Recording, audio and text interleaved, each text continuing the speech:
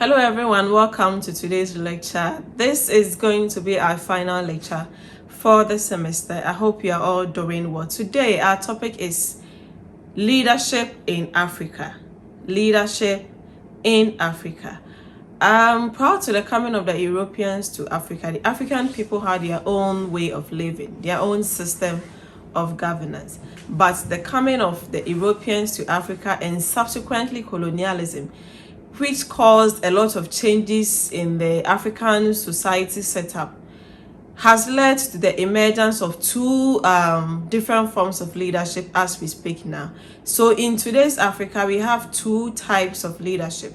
We have the traditional leadership and the traditional leadership and the modern leadership. There is a need to study leadership in Africa because it is seen as one of the critical ingredients for development in Africa. African leadership or leadership in Africa is seen as one of the rare commodities that can either contribute to the development of Africa or its underdevelopment. In recent years, the lack of proper leadership in Africa has been seen as the reason for its slow development or its retardation in human development. The effects of colonialism in Africa cannot be left out when it comes to the discussion of leadership in Africa, and some scholars have attributed the presence of colonialism in Africa to the lack of proper leadership in Africa.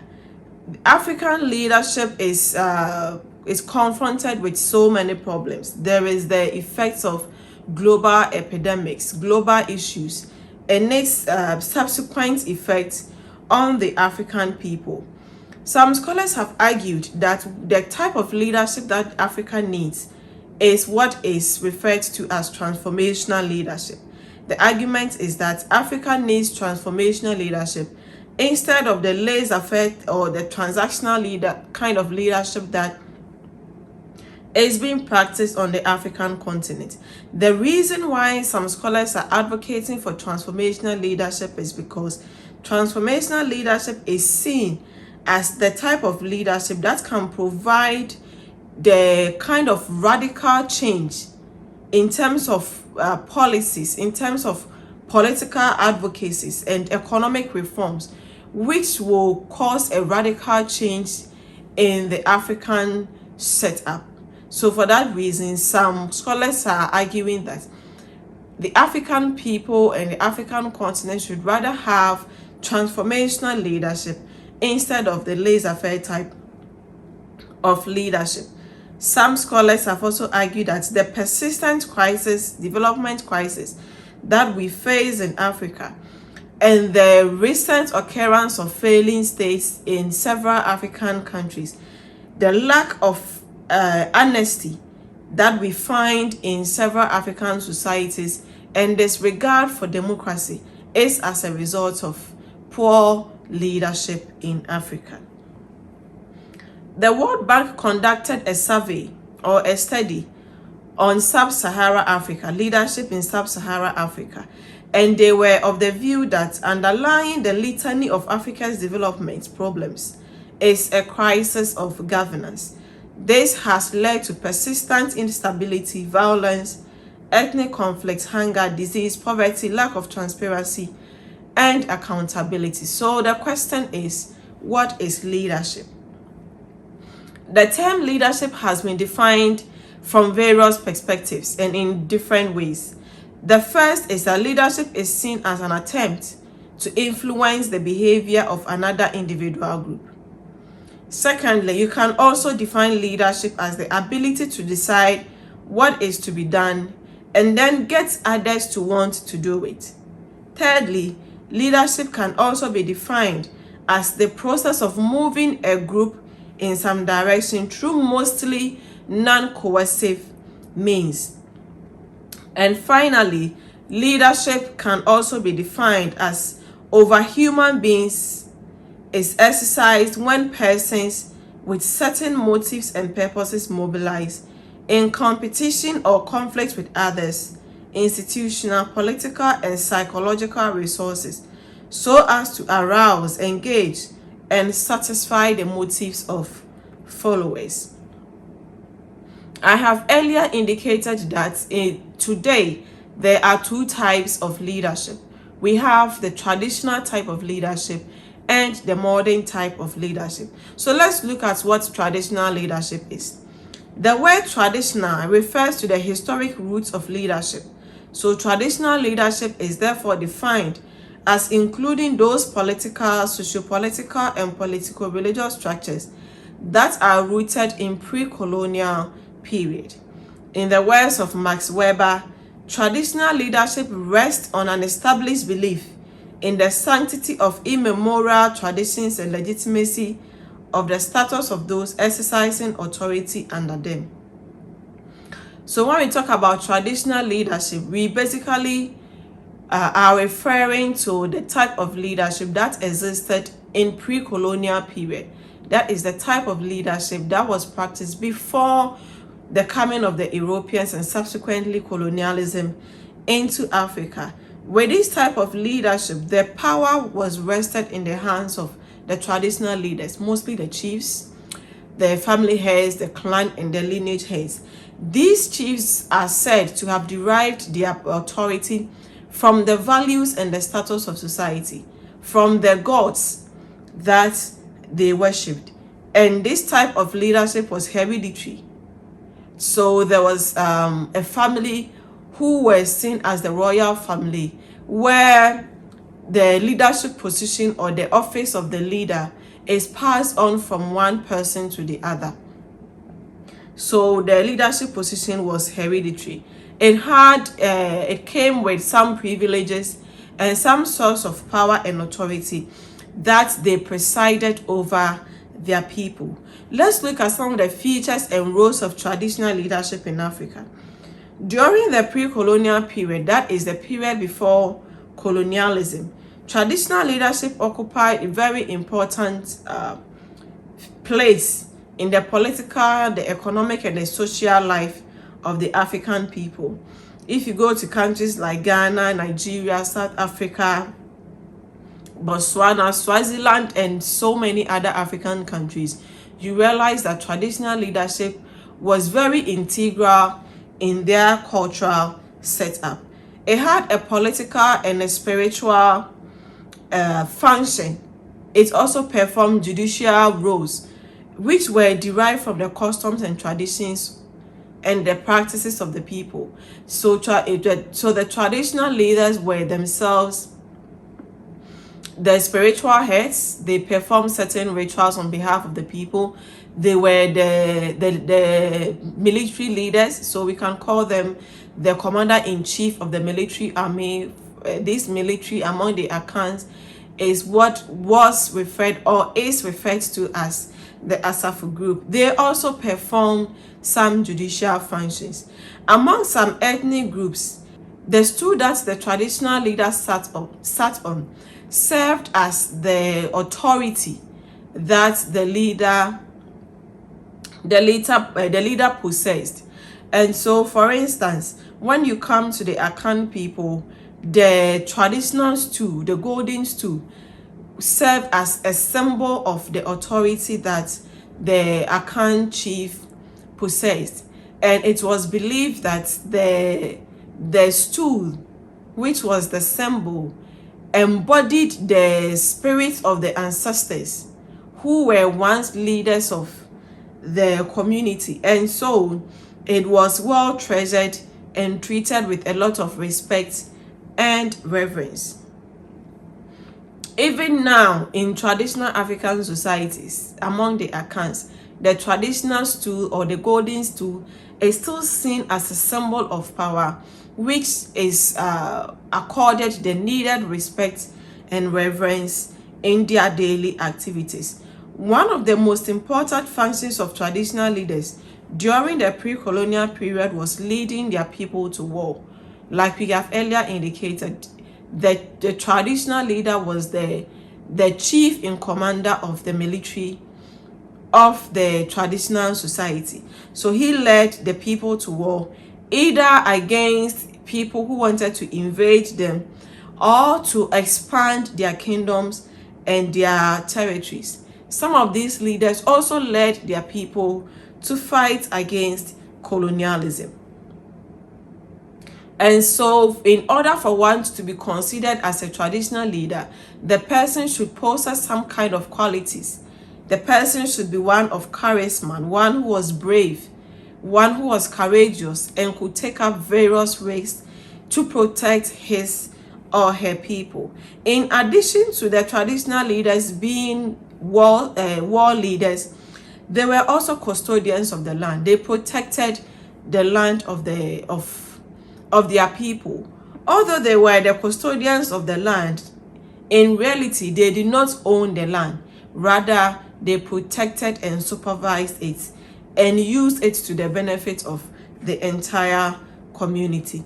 One historical event that is seen as something that caused a radical change to the traditional leadership, the traditional system of leadership, which also undermined the power and the role of this traditional leadership, was colonialism. When colonialism came to, when the Europeans began to colonize the African people, they undermined the role and the functions of the traditional leaders. They took over their functions and rendered them useless. Some of them became stooges. And so this caused a reduction in the power that the traditional leaders possessed, and also reduced their social status in society. In spite of this damage that colonialism caused to the traditional leadership, they still, in one way or the other, perform certain roles in society. For instance, the traditional leaders are still seen as an embodiment of deep cultural values and institutions, such as ancestor and land veneration, the protection of taboos and festivals. So till date, when we go into our communities, we still have chiefs who continue to perform certain roles and religious functions, such as protecting the customs, ensuring that people do not break the taboos, they pour libation, and still keep in touch with their ancestors. The chiefs are also seen as a representation of the community, and they are seen as the embodiments of the community. For instance, when you see the Asantehene, immediately you see the Asantehene, what comes to your mind is that this is the chief of the Akan people. The way he speaks, the way he dresses, the way he portrays himself is or becomes a reflection of the customs and traditions of the Akan people. The chiefs are still in control and management of lands that were left by their ancestors. They are still seen as creations of dynasties of wealth and influence. Apart from the role that these traditional leaders are still playing in their communities, they also play certain roles at the national level. For instance, when it comes to the national level, the chiefs are still seen as effective participants in national reconciliation process. When there are issues, when there are problems, when the central government is encountering difficulties with a certain community, the chiefs come in to intervene. When there is a national problem, for instance, during the reign of President Kufuor, where he established the national reconciliation process, chiefs were also part of the process to ensure that the grievances that people were bearing were reconciled to bring about peace and stability among the people.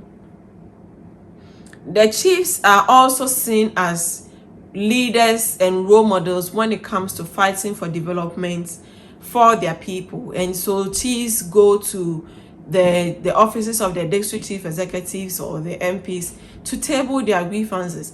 When a government official visits the community, the chiefs take advantage of the presence of these leaders to inform them about the challenges that their communities are facing in order to bring about development in their communities. They also seek to educate their people.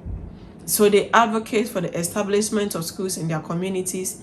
They advocate for the establishment of educational infrastructures and materials to boost education in their communities. They serve as mediators in conflict resolution. When two chiefs are in conflict, these chiefs serve as mediators. For instance, just some few years ago, the Asante Hine, together with other chiefs, were able to resolve the problem between the Andanis and Budanis when it came to the conflicts that arose as a result of the death of the Yana of the people of the northern part, the Dagombes. These chiefs played very critical role towards the restoration of peace and towards the restoration of peace in that community. They also serve as a link between the national leaders and their people. In spite of all these roles that these traditional leaders are playing, they also face some challenges in today's modern society. One of them has to do with bringing about development to their traditional area, because the development of their areas are not their core mandates, are not in their hands. They have difficulties convincing the central government to bring development to their society. There is also the problem of succession disputes. When this chief dies, who is to succeed the other? This is also a challenge for traditional leaders in modern African societies. There is also the problem of reaching accommodation with central governments on their role in the modern state. In recent years, there have been conflicts about the role of the traditional leaders in modern states. What can the chiefs do and what can they not do? Can the chiefs be involved in the political decisions of the people?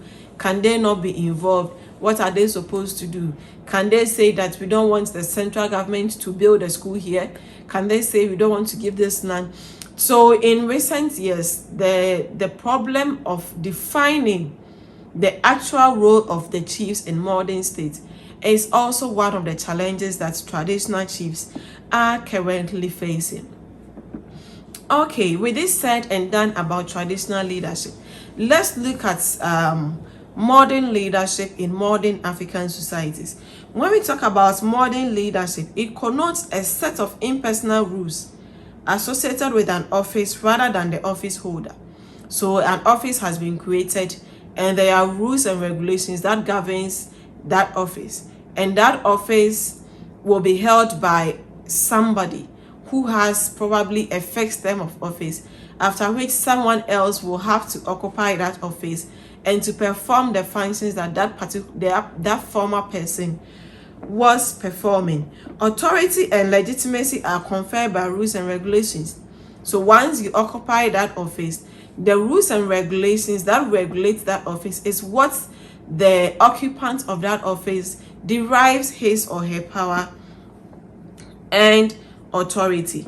Most African countries have adopted constitutional provisions which recognizes the place and status of traditional leadership through the establishment of national houses of chiefs, which have jurisdiction in issues relating to traditional leadership.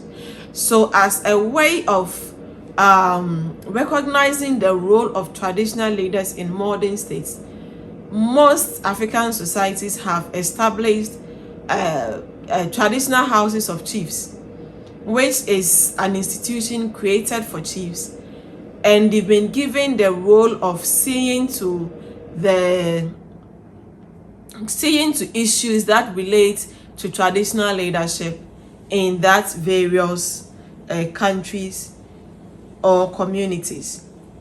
Traditional or modern leadership also has its own challenges. For modern leadership, the major challenge has to do with the various problems that they need to deal with simultaneously, dealing with traditional leadership and modern leadership. Some of these problems include the challenge of meeting expectations with mere resources. The resources that is available to the central government is limited, but the expectations and the needs of the people in general is so much that they are unable to meet all these needs. There is also the need to grapple with continual dependence on an unfavorable international economic order. The world has become a global village, and so leaders now have to rely on the international markets and international governments to subsequently look at how they manage their countries. So this is also a challenge for most modern leaders in contemporary African society. There is also the problem of the need to incorporate a diverse population into a workable whole. And then lastly, there is the problem of establishing guidelines for a distinctive African path of not only constructive change but socio-economic development. African leaders as a whole are facing a lot of problems in modern African societies. Some of them include poverty.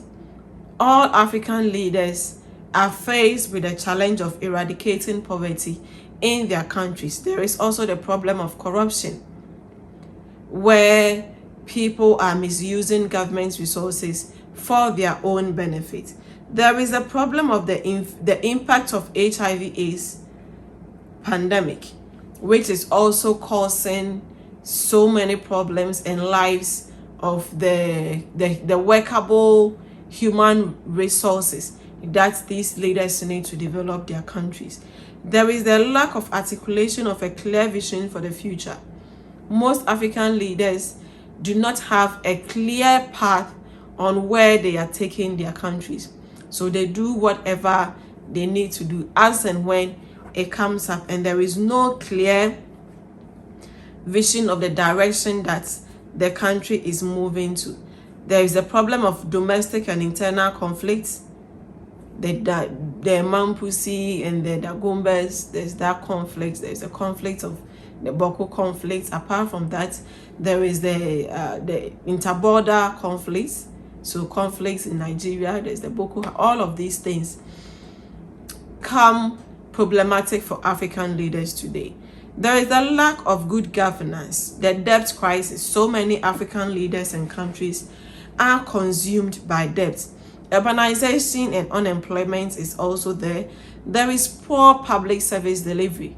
Now, when you go to public organizations and companies, you cannot be rest assured of getting the needed service that you need. Marginalization of gender in the development process. There is political instability everywhere. There's the weak agricultural growth rate and food crisis in Africa. African leaders also faces high illiteracy rate, and so certain policies have become very difficult for these leaders to implement because the citizens are unable to understand those policies and to come along with their leaders. There is also the problem of human rights abuse. All of these problems are making it difficult for African leaders to stick to the development of their countries. What are some of the factors that have contributed to poor leadership in Africa? There is the general misconceived perception of unlimited public sector resources. This is one of the reasons that has contributed to poor leadership in Africa. People are of the perception of the view that we have a lot of resources, natural resources, human resources. And so for that matter, we need to have developed more than what we already are. Nonetheless, the reality is that our resources are limited, which poses a challenge to African leaders. There is also the lack of democratic qualities on the part of leaders who mostly exhibit authoritarian tendencies. When one leader is elected in power, he or she wants to perpetuate himself in power forever. They change their constitutions to their benefit to keep them in power. There is a lack of accountability and transparency on the part of the African leaders. There is also the non-enforcement of codes of conduct enshrined in constitutions. There are so many constitutional rules, laws, codes, and conducts, which is set to serve as a check on the behaviors of African leaders, which is to promote development of African countries. Nonetheless, these codes and conducts are not being adhered to. There is the challenge of winner-take-all attitude to politics that has promoted politics of exclusion rather than inclusion. So when a political party wins power, everything is just about themselves. So the opposition also do their best to make sure that they kick the government in power out, so that they can also enjoy all those privileges that comes with occupying those positions.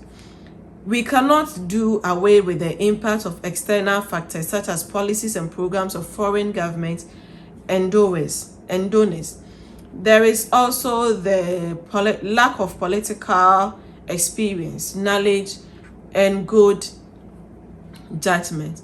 So in conclusion, one can say that when it comes to modern and traditional leadership in Africa, leadership must be seen as an institution that champions new causes, preaches revolutionary values, and suggests radical solutions to existing unforeseen problems. Any leader who is unable to do these things tends to fail his or her followers. In this regard, the difference between a leader and a follower is that the leader leads a group, a nation, or a region of the earth through crisis to bring out triumph and prosperity to the people, while the follower does nothing but just follows the trends or just follows the leader. A leader, particularly a political leader without a vision, is a fraud on society. He or she is not able to lead the people or the society to its development.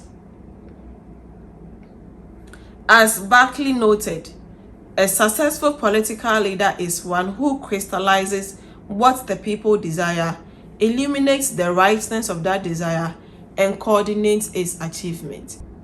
Okay, so this brings us to the end of today's lecture. Today we have looked at leadership in Africa. We looked at the traditional and modern leadership. We also looked at the difficulties or the challenges facing both traditional and modern leadership in Africa. We went ahead to look at some of the factors that have contributed to these challenges. Thank you very much, and see you again next time.